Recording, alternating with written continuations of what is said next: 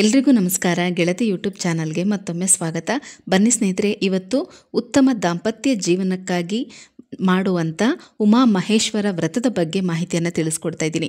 ಈ ವ್ರತವನ್ನು ವರ್ಷದಲ್ಲಿ 2 ಅಥವಾ 3 ಸಲ ಮಾತ್ರನೇ ಮಾಡೋದಕ್ಕಾಗೋದು. ಯಾವ ಸಮಯದಲ್ಲಿ ಅಂದರೆ, ಒಂದು ಮಾಘ ಮಾಸದ ಹುಣ್ಣಿಮೆ ದಿನ, ಮತ್ತು ಭಾದ್ರಪದ ಮಾಸದ ಹುಣ್ಣಿಮೆ ದಿನ, ಮತ್ತು ಕಾರ್ತಿಕ ಮಾಸದಲ್ಲಿ. ಹೀಗೆ ವರ್ಷದಲ್ಲಿ 3 ಸಲ ಮಾತ್ರ ಈ ಉಮಾ ಮಹೇಶ್ವರ ವ್ರತವನ್ನು ಮಾಡಬಹುದು. ತುಂಬಾ ಸರಳವಾದಂಥ ವಿಧಾನ. ದಾಂಪತ್ಯ ಜೀವನ ಚೆನ್ನಾಗಿರಬೇಕು, ಗಂಡ ಹೆಂಡತಿ ಪ್ರೀತಿ ವಿಶ್ವಾಸದಿಂದ ಹೊಂದಾಣಿಕೆಯಿಂದ ಇರಬೇಕು ಅನ್ನೋರು ಶಿವ ಪಾರ್ವತಿಯನ್ನು ಹೆಚ್ಚಾಗಿ ಪೂಜೆ ಮಾಡಬೇಕು. ಅದರಲ್ಲೂ ಪ್ರತಿ ಸೋಮವಾರ ಹೆಚ್ಚಾಗಿ ಶಿವನ ಆರಾಧನೆ ಮಾಡೋದ್ರಿಂದ ದಾಂಪತ್ಯ ಜೀವನ ತುಂಬ ಚೆನ್ನಾಗಿರುತ್ತೆ. ಉಮಾ ಮಹೇಶ್ವರ ವ್ರತ ಸ್ಕಂದ ಪುರಾಣದಲ್ಲಿ ಉಲ್ಲೇಖಿಸಲಾದ ಪವಿತ್ರ ಅಷ್ಟಮಹಾವ್ರತಗಳಲ್ಲಿ ಒಂದಾಗಿದೆ. ಈ ವ್ರತ ಶಿವ ಮತ್ತು ಪಾರ್ವತಿ ದೇವಿಗೆ ಸಮರ್ಪಿತವಾಗಿದೆ. ಇದನ್ನು ದಾಂಪತ್ಯ ಸುಖಕ್ಕಾಗಿ ಆಚರಿಸಲಾಗುತ್ತೆ. ಈ ವ್ರತವನ್ನು ನಿಮ್ಮ ಶಕ್ತ್ಯಾನುಸಾರ 1 ವರ್ಷ, 2 ವರ್ಷ, 3 ವರ್ಷ, 5 ವರ್ಷ ಅಥವಾ 12 ವರ್ಷಗಳ ಕಾಲ ಮಾಡಬಹುದು. ಆ ನಂತರ ಉದ್ಯಾಪನೆಯನ್ನು ಮಾಡ್ಕೋಬೇಕು. ಉದ್ಯಾಪನೆ ಅಂದರೆ ಏನು, ಹೇಗೆ ಮಾಡಬೇಕು, ಇದಕ್ಕೆಲ್ಲ ತುಂಬ ಖರ್ಚಾಗತ್ತಾ ಅಂತೆಲ್ಲ ಯೋಚನೆ ಮಾಡಬೇಡಿ. ಕೆಲವರು ಅವರವರ ಶಕ್ತಿಯಾನುಸಾರ ಮಾಡಿಸ್ತಾರೆ. ಮನೆಯಲ್ಲಿ ಹೋಮ ಹವನಗಳನ್ನು ಮಾಡಿಸಿ ಇಲ್ಲಿಗೆ ನಮ್ಮ ಈ ವ್ರತವನ್ನು ಮುಗಿಸ್ತಾ ಇದ್ದೀವಿ ಅಂತ ಹೇಳಿ ಆ ದಿನ ಏನಾದರೂ ಅವರ ಯಥಾಶಕ್ತಿ ಕೈಲಾದಷ್ಟು ದಾನವನ್ನು ಮಾಡ್ತಾರೆ. ಇನ್ನು ಕೆಲವರು ದೇವಸ್ಥಾನಗಳಲ್ಲಿ ದೇವರಿಗೆ ಒಂದು ಅಭಿಷೇಕ ಅಲಂಕಾರಕ್ಕೆ ಅವರ ಕೈಲಾದಷ್ಟು ದುಡ್ಡನ್ನು ಕೊಟ್ಟು ಆ ದಿನ ಸೇವೆಯನ್ನು ಮಾಡಿಸುವಂಥದ್ದು.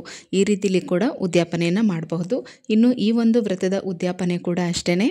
ನೀವು ಎಷ್ಟು ವರ್ಷ ಮಾಡ್ತೀರಾ ಅಂತ ಸಂಕಲ್ಪ ಮಾಡ್ಕೊಳ್ಳಿ. ವರ್ಷಕ್ಕೆ 1 ಸಲ ಮಾಡೋದು. ನಾವು ಎಲ್ಲ ಹಬ್ಬಗಳನ್ನ ಯಾವ ರೀತಿ ಆಚರಣೆ ಮಾಡ್ತೀವೋ ಅದೇ ರೀತಿಯೇ ವರ್ಷಕ್ಕೆ 1 ಸಲ ಮಾಡುವಂಥದ್ದು.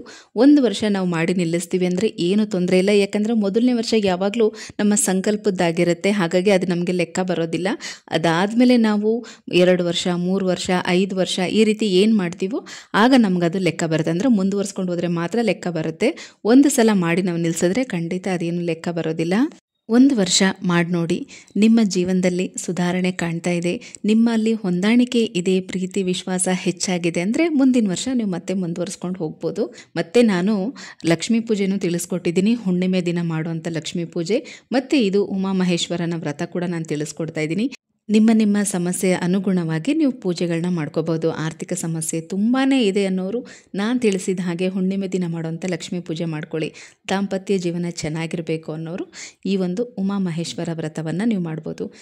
ಒಬ್ಬರು ಕಮೆಂಟಲ್ಲಿ ಕೇಳಿದ್ರಿ, ಹಾಗಾಗಿ ಹೇಳ್ತಾ ಇದ್ದೀನಿ.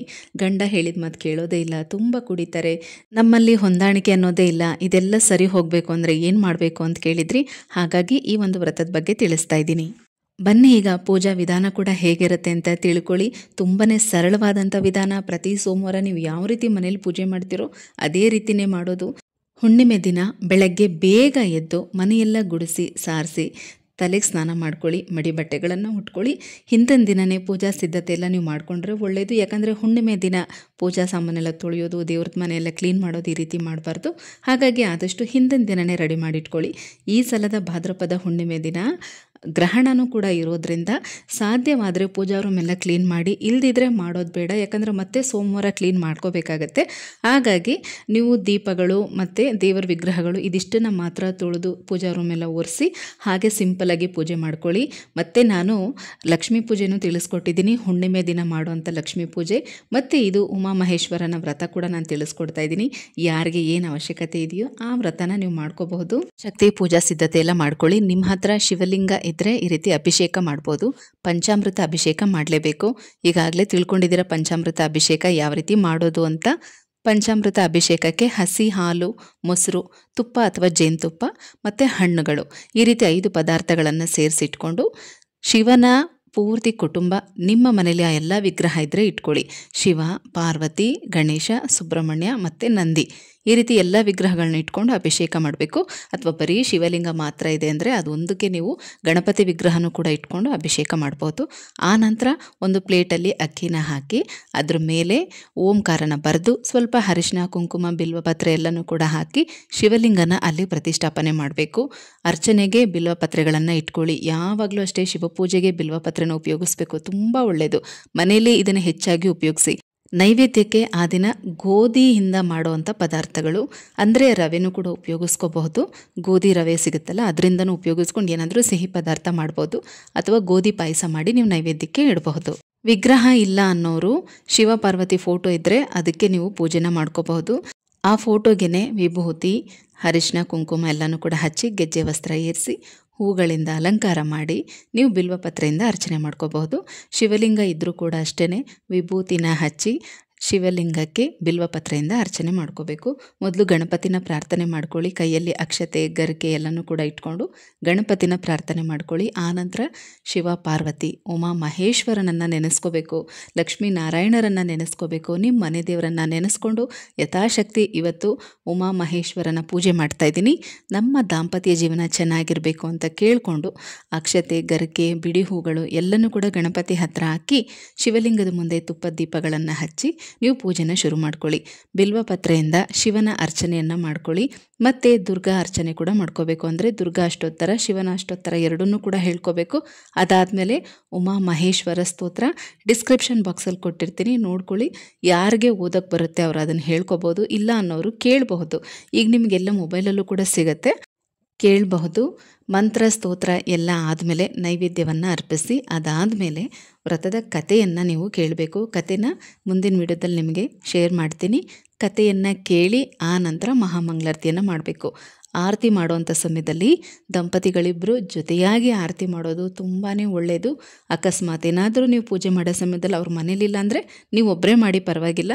ಅವರೇನಾದರೂ ಜೊತೇಲಿದ್ದರೆ ಅವ್ರು ಆರತಿ ಮಾಡೋದಿಲ್ಲ ಅಂತ ಅಂದರೂ ಕೂಡ ಅಟ್ಲೀಸ್ಟ್ ನಿಮ್ಮ ಜೊತೆ ನಿಂತ್ಕೊಳ್ಳೋದಕ್ಕಾದ್ರೂ ಕೇಳ್ಕೊಳ್ಳಿ. ನಿಮ್ಮ ಜೊತೆ ಅವರು ನಿಂತ್ಕೊಂಡ್ರೆ ನೀವು ಆರತಿ ಮಾಡ್ಕೋಬಹುದು. ಯಾವಾಗಲೂ ಅಷ್ಟೇ ಶಿವ ಪಾರ್ವತಿ, ಲಕ್ಷ್ಮೀ ನಾರಾಯಣರ ಪೂಜೆನ ನಾವು ಮನೇಲಿ ಮಾಡುವಾಗ ದಂಪತಿಗಳು ಜೊತೇಲಿ ಮಾಡಬೇಕು. ಈ ಕಾರಣದಿಂದನೇ ವರಮಹಾಲಕ್ಷ್ಮಿ ಹಬ್ಬದಲ್ಲೂ ಕೂಡ ನಾನು ಹೇಳೋದು, ದೇವಿಗೆ ಆರತಿ ಮಾಡುವಾಗ ಕುಟುಂಬ ಸಮೇತರಾಗಿ ಆರತಿ ಮಾಡಿ ಅಂತ.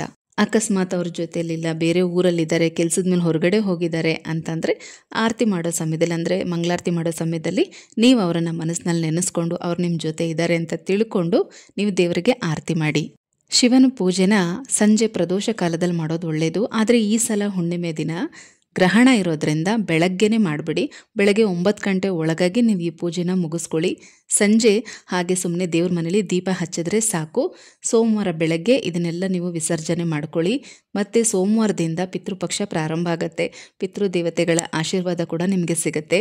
ಪಿತೃಪಕ್ಷ ಪ್ರಾರಂಭಕ್ಕೂ ಮೊದಲು ಈ ರೀತಿ ಶಿವನ ಪೂಜೆ ಮಾಡಿ ಪ್ರಾರಂಭ ಮಾಡೋದು ತುಂಬಾ ಒಳ್ಳೆಯದು. ಆನಂತರ ಯಾರೆಲ್ಲ ಪಿತೃಪಕ್ಷ ಆಚರಣೆ ಮಾಡ್ತಿರೋ ನೀವು ಅದಕ್ಕೆ ತಕ್ಕಂತೆ ಸಿದ್ಧತೆಗಳನ್ನು ಮಾಡ್ಕೊಳ್ಳಿ. ಏನಾದರೂ ಸಣ್ಣ ಪುಟ್ಟ ದೋಷಗಳಿದ್ದರೂ ಆ ಶಿವ ಪಾರ್ವತಿ ಆಶೀರ್ವಾದದಿಂದ ಅದೆಲ್ಲ ನಿವಾರಣೆ ಆಗುತ್ತೆ. ಶಿವ ಪಾರ್ವತಿಯ ಆಶೀರ್ವಾದದ ಜೊತೆಗೆ ನಿಮ್ಮ ಪಿತೃಗಳ ಆಶೀರ್ವಾದ ಕೂಡ ನಿಮಗೆ ಸಿಗುತ್ತೆ. ನಿಮ್ಮ ದಾಂಪತ್ಯ ಜೀವನ ಚೆನ್ನಾಗಿರುತ್ತೆ. ಸಾಧ್ಯವಾದರೆ ಈ ದಿನ ಶಿವ ಪಾರ್ವತಿಗೆ, ಅಥವಾ ನೀವು ಲಕ್ಷ್ಮೀ ಪೂಜೆ ಮಾಡಿದ್ರೂ ಕೂಡ ಬೆಲ್ಲದ ದೀಪಾರಾಧನೆ ಅಥವಾ ಅಕ್ಕಿ ಹಿಟ್ಟಿನ ದೀಪಾರಾಧನೆಯನ್ನು ಮಾಡಿ, ತುಂಬ ಒಳ್ಳೆ ಫಲ ತಂದುಕೊಡುತ್ತೆ. ಶಿವನ ಪೂಜೆಯಲ್ಲಿ ಅಕ್ಕಿ ಹಿಟ್ಟಿನ ದೀಪಾರಾಧನೆ ಮಾಡೋದು ತುಂಬಾ ಒಳ್ಳೆಯದು. ಸಣ್ಣ ಸಣ್ಣ ದೀಪಗಳನ್ನು ಮಾಡಿಕೊಂಡು ಆರತಿ ಮಾಡಿ ಆನಂತರ ಆ ದೀಪಗಳನ್ನು ಹಸುಗೆ ಕೊಡ್ಬೋದು, ಅಥವಾ ಅದನ್ನು ಪುಡಿ ಮಾಡಿ ಇರುವೆಗಳಿಗೆ ಹಾಕ್ಬೋದು. ನಿಮ್ಮ ಮನೆ ಹತ್ತಿರದಲ್ಲೇ ಕೆರೆ, ನೀರಿರುವಂಥ ಜಾಗಗಳಿದ್ದರೆ, ಬಾವಿ, ಕೆರೆ ಅಂದರೆ ಮೀನಿರುವಂಥ ಜಾಗಗಳಿದ್ದರೆ ಅಲ್ಲೂ ಕೂಡ ತೊಗೊಂಡೋಗಿ ಹಾಕಿ. ತುಂಬಾ ಒಳ್ಳೆಯದು, ತುಂಬ ಬೇಗ ನಿಮಗೆ ಫಲ ಸಿಗುತ್ತೆ. ಹಾಗಾಗಿ ಹೇಳ್ತಾ ಇದ್ದೀನಿ, ಸಾಧ್ಯ ಆದವರು ಮಾಡಿ. ಅಕ್ಕಿ ಹಿಟ್ಟಿನ ದೀಪಗಳನ್ನ ಯಾವ ರೀತಿ ಮಾಡಬೇಕು ಅಂತ ಈಗಾಗಲೇ ಸಾಕಷ್ಟು ವಿಡಿಯೋಸ್ ನಿಮಗೆ ಸಿಗುತ್ತೆ. ನಾನು ಕೂಡ ಶೇರ್ ಮಾಡಿದ್ದೀನಿ, ನೋಡಿಕೊಂಡು ನೀವು ಮಾಡ್ಕೋಬಹುದು. ಸಾಧ್ಯವಾದವರು ಮಾಡಿ. ಉಮಾ ಮಹೇಶ್ವರ ಮಂತ್ರ ಈ ರೀತಿ ಇರುತ್ತೆ. ವಾಗರ್ಥ ವಿಪ ಸಂಪೃಕ್ತೌ ವಾಗರ್ಥ ಪ್ರತಿಪತ್ತಯೇ ಜಗತಃ ಪಿತರೌ ಒಂದೇ ಪಾರ್ವತಿ ಪರಮೇಶ್ವರಂ.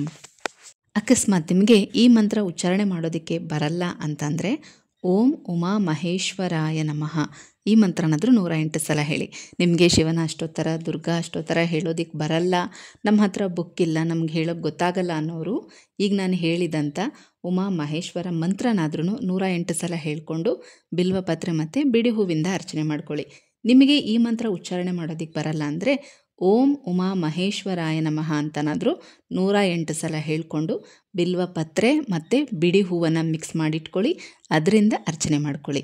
ಈ ಎರಡೂ ಮಂತ್ರನ ಡಿಸ್ಕ್ರಿಪ್ಷನಲ್ಲೂ ಕೂಡ ಕೊಟ್ಟಿರ್ತೀನಿ, ನೀವು ಬರ್ಕೋಬಹುದು.